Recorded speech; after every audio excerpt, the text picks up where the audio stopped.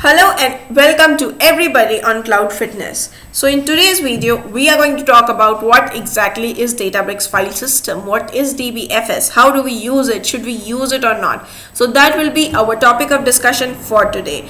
And do remember to subscribe to my channel and hit the bell icon for the latest notifications. So moving ahead. So DBFS is essentially, we call it as Databricks File System, or it is a kind of a distributed file system which is present or which is mounted into the Databricks workspace. So whenever you open the Databricks workspace, we will have a DBFS. And in fact, in my last video, I have uploaded a file to DBFS as well, right? And whenever you open the Databricks workspace itself, you will see a storage mounted on the Databricks workspace, and that is nothing but it is called the Databricks File System, right? And it is little scalable as well. You can add files on top of it, but do remember that this DBFS is not something where you should store your files, right? So DBFS is just a helper. You can consider it as a helper, but do not keep your files into the DBFS, because that storage is actually essentially it is being monitored and it is being handled by the Databricks itself, right? You can mount your own storage, you can connect your own storage account to the Databricks, like whatever storage you have. Let's say if you are talking about Azure, you have your Azure ADLS Gen 2 or the blob storage. You can connect that to the Databricks, and that connecting your storage account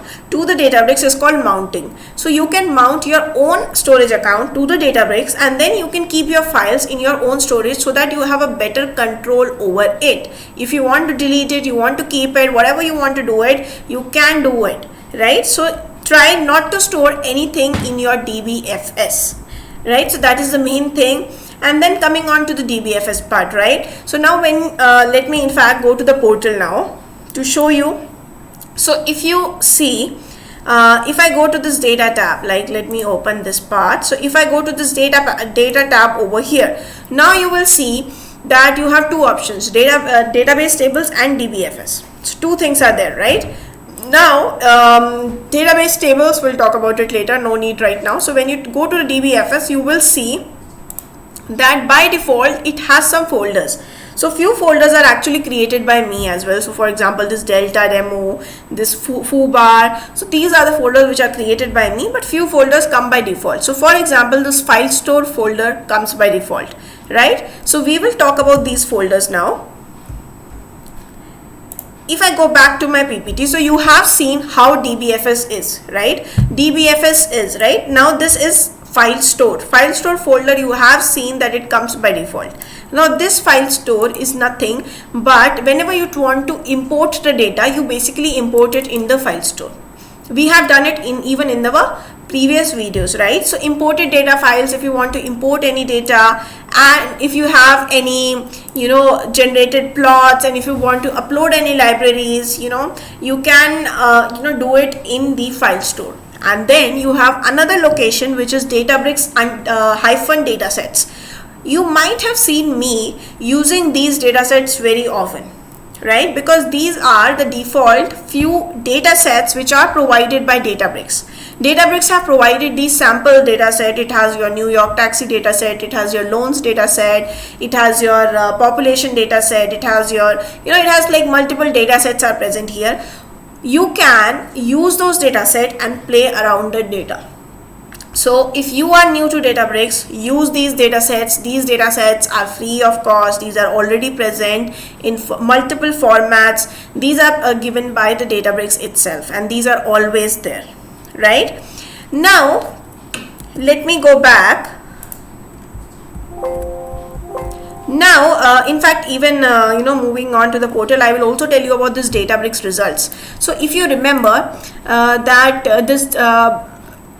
if you have a very heavy data set and you do a display command on it, by default only 1000 rows will be shown to you in the display, and you also get a notification that re-execute to download full result sets of the query, right? Now if you run that, then only you will be able to see the full result sets, right? Now that storage is in the Databricks results.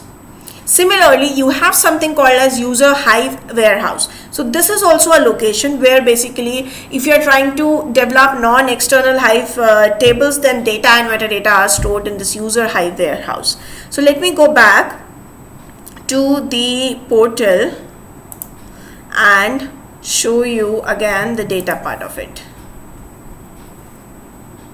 So if you see, this is the file store. In this file store, even I have created like I have added these files for my own use case, right? Similarly, you have something called as user. Inside user you have Hive and you have the warehouse. So all your tables, basically external tables, if you are trying to create in that case they come in this user Hive meta store, and then you can even mount your own storages as well, right, in this mount folder. So in fact these things I'll discuss later on, but for now I think the main things I have already discussed.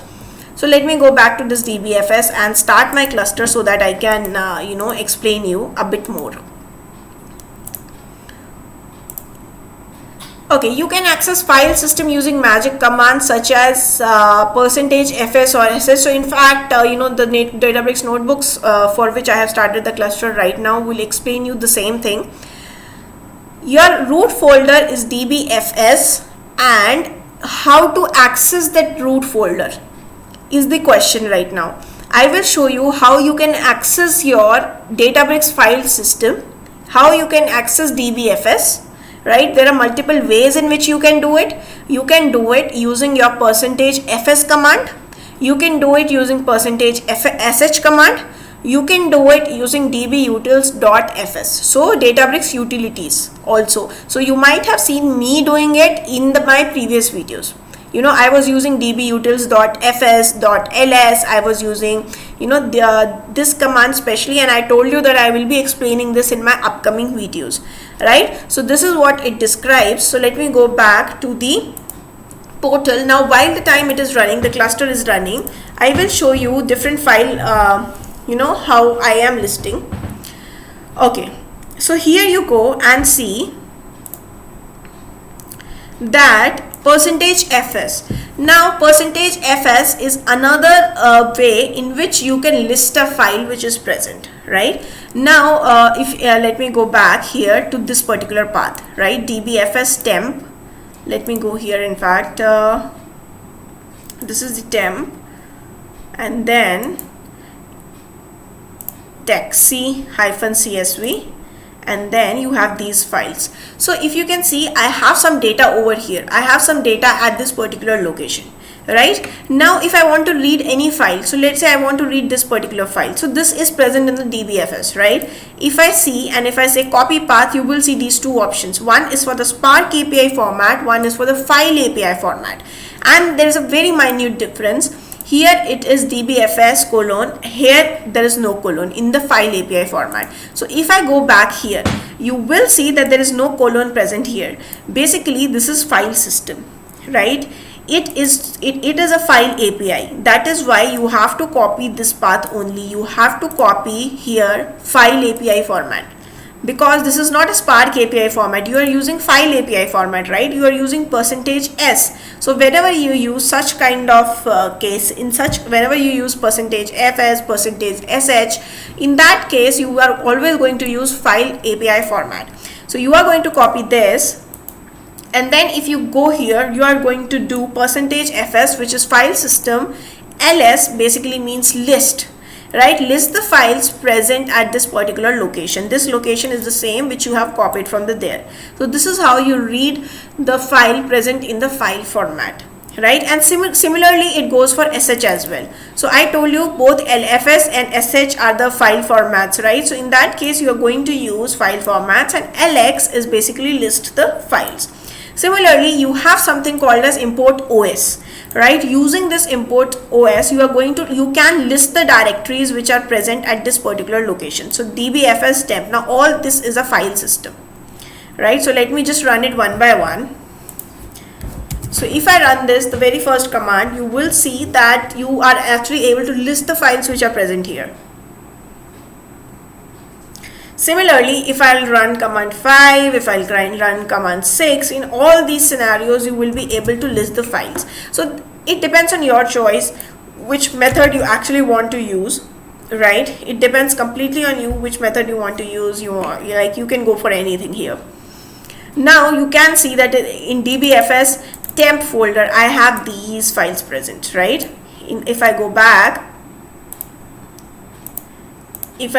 to the temp folder, I have all these files present, and the same files and folders are being listed over here. So this is how you can query DBFS using file API format. Now I'll show you how you can do it using Spark API format. So DBUtils is basically where you will use your Spark API format. In this, what will happen is, so let's say you have a test JSON present at this particular location. Now in this case, what you can do is you can do a display of DBUtils utilities fs.ls file system DBUtils file system.list and this location, the path where it is present. If you run it, you will actually see this runs, and this will give the output. Now you will question me one thing, that Bhavna, if we go and if I open it and if I say copy, let me say copy path. So the moment I do copy path, Spark API format says this location, but you have not mentioned this. You have not mentioned DBFS itself here, but still it is loading the data. So remember that in DBUtils, it is not necessary to add this part. Even if you don't add this part, then also it's gonna work. So let me just comment this out now, and let me uncomment it. Now you will see that this Spark API will still work here, right? Because this DBFS is not necessarily needed. But I hope now you remember the difference. Now you know the difference between these Spark API format and the file API format. Just a very simple thing. Spark API format use only with DBUtils. Whenever you are trying to query using DBUtils, go for Spark API format. Otherwise, go for the file API format. Similarly, using DBUtils, you can do a lot of things, right? Now dbutils.fs.make directory. So if you want to create a directory, let's say let me create a directory YouTube, right? If I run this, you will see it will create a default directory, and where it will create, that is the question, right? It will go and create it in the root folder. When I say root folder, if I go to data, right, I'll go to DBFS, you will see that YouTube is created here, because this is the root, right? DBFS starts from here, that is the root here. So it has created a folder named as YouTube over here. So this is how your even DBUtils work, right? You don't even need to mention anything here, and that is one of the reason that above you don't need to mention DBFS, because by default it will treat this as the root folder. So by default it is going to think that this temp is in the root folder for DBFS.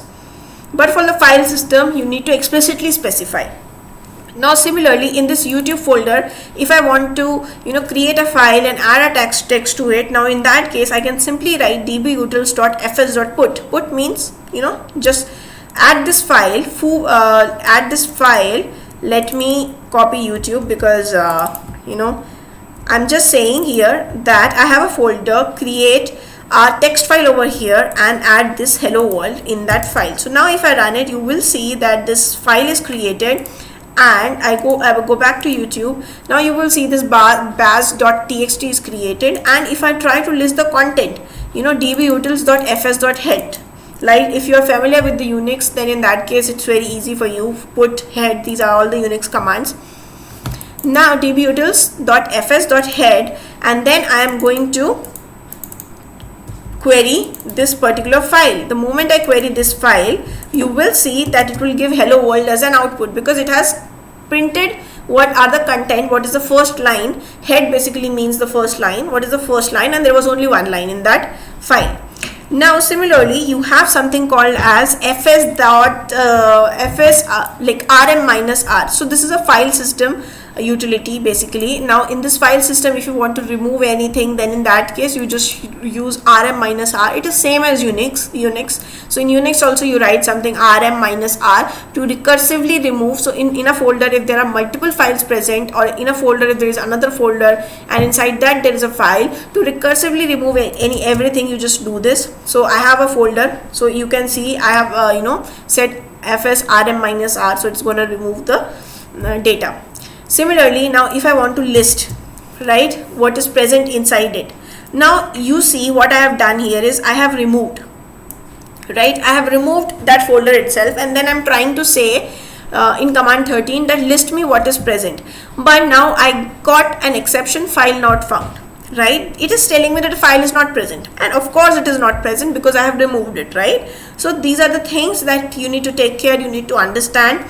And as well, similarly, if you want to list something, like if you the root folder is actually this, right, dbfs colon and this, so this is the root folder. Now if you want to list what is present inside it, just write dbutils.fs.ls, and inside the bracket you just need to write the path. So inside this root folder FileStore is present, right? I showed you. In fact, let me do one thing, if I can minimize it and show you side by side. Okay, so you can see this FileStore. I mentioned you FileStore is present. Databricks datasets, that is also present. That is the sample public datasets. Similarly, you have Databricks results, you have your delta demo local disk 0 that is created by me, right? Then you have your user, in which you have your non-external Hive tables. So you have all these present here. That is pretty much that I wanted to discuss in this particular video. Do let me know in the comment section if you need any help, or you want me to make video on any particular topic. But yeah, even before leaving, let me do one thing. So I think I should show you this as well, right? Databricks datasets. Let me just copy this. So here, if let me just do it like this. Now since I want to see what are the sample data sets present, right, that is why I have just mentioned this path. I can also mention this, as I already told you, for DBUtils it is not necessary that you write this dbfs colon command or not, because by default it will consider it as a root directory. If I run it, then also you will see I ran it, then also you will see that it will give the output, and without this also it will give the output. So if you see it over here, these are the Databricks datasets, right? There are quite a lot of airline dataset, adult dataset. I have used quite a lot of datasets from here, and in fact you can also try reading those datasets. So let me just do one thing. Let me just randomly read this particular data set. Let me just copy this path. So this is the path, right, and let me just put it here, and let us see what is there inside it. Now you will see, okay, it has a file named as data001, and it has a readme.md file, right? Let me see what is there inside this data001.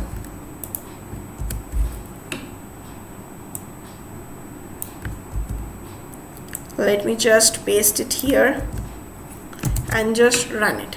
Now the moment I run it, you will see that this was a folder, and inside folder you have the CSV file, you have this JSON file, you have this again a JSON file. So you can even if you don't have your data set, just use this data set and try reading from it. That's all, and I have shown you how to do it in my previous videos as well. So thank you so much for being till here, and do remember to subscribe, like and share my channel. Thank you so much.